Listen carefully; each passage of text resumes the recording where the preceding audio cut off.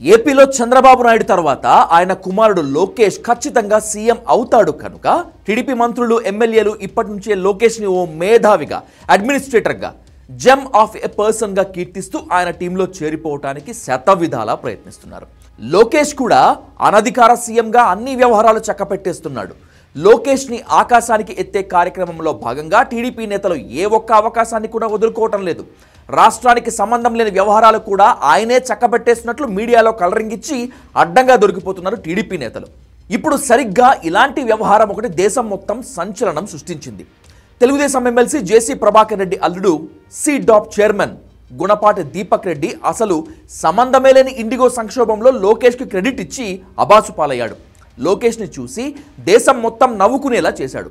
పరోక్షంగా నేషనల్ మీడియాలో లోకేష్ అల్లరిపాలయ్యాడు.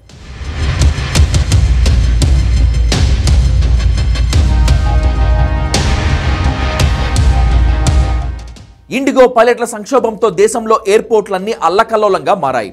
లక్షల మంది ప్రయాణికులు ఇండిగో చేసిన పనికి ఇక్కట్లు పాలయ్యారు. రోజుకు 550కి పైగా ఇండిగో సర్వీసులన్నీ రద్దయిపోయాయి. కానీ సమాచారం లేకపోవడంతో రోజుల తరబడి ప్రయాణికులు ఎయిర్పోర్ట్లోనే చిక్కుకుపోయారు. ఇండిగో ప్యాసింజర్స్తో ఎయిర్పోర్ట్స్ అన్ని రణరంగంలా మారాయి. దీనిపై రిపబ్లిక్ టీవీ తన ప్రైమ్ టైంలో భారీ చర్చ నిర్వహించింది. Republic TV CEO Arnab Goswami national wants to know అనే నినాదంతో ఇండిగోని ఎండగడుతూ ఏవియేషన్ మంత్రి రామ్మోహన్ నాయుడు చేతకానితనాన్ని చీల్చి చెండాడుతూ లైవ్ డిబేట్ నిర్వహిస్తున్నారు.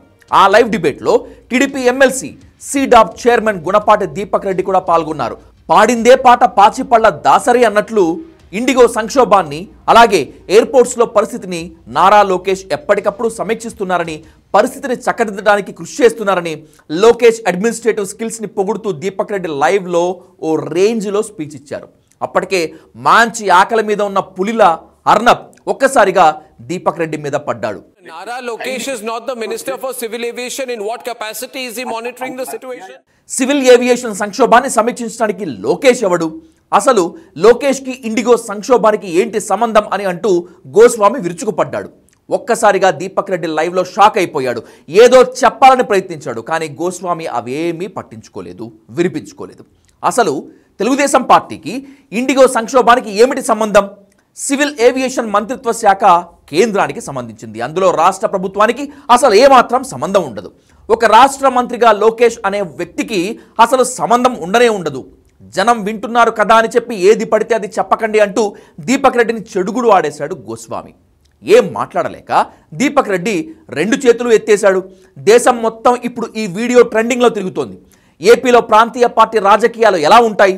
భజనగాళ్లు తమ పదవుల కోసం, రాజకీయ భవిష్యత్తు కోసం ముఖ్యమంత్రుల కొడుకుల్ని నేషనల్ మీడియాలో ఎలా మేధావులుగా తయారు చేయాలని, లేదంటే ఫోకస్ చేయించాలని ప్రయత్నిస్తారు అనేది బట్టబయలైంది. బీజేపీకి అనుకూలంగా ఉండే అర్నబ్ గోస్వామి టీడీపీకి కూడా అనుకూలంగానే ఉంటాడు కదా అనే ఊహలో గుణపాటి దీపక్ రెడ్డి సంబంధం లేని వ్యవహారంలో లోకేష్ బాబు గొప్పతనం గురించి పొగడాలని ప్రయత్నించి ఇరుక్కుపోవటమే కాకుండా నారా లోకేష్ని అభాసుపాలు చేశాడు. ఇదంతా చూసి జనం నవ్వుకుంటున్నారు.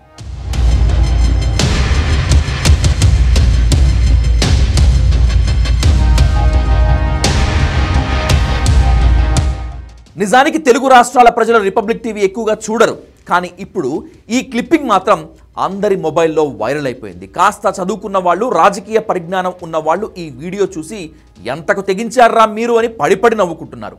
బహుశా ఇదే సంఘటన టీడీపీ ఛానల్స్ లైవ్ డిబేట్లో కనుక జరిగి ఉంటే నారా లోకేష్ని ఆకాశానికి ఎత్తేసేవారు.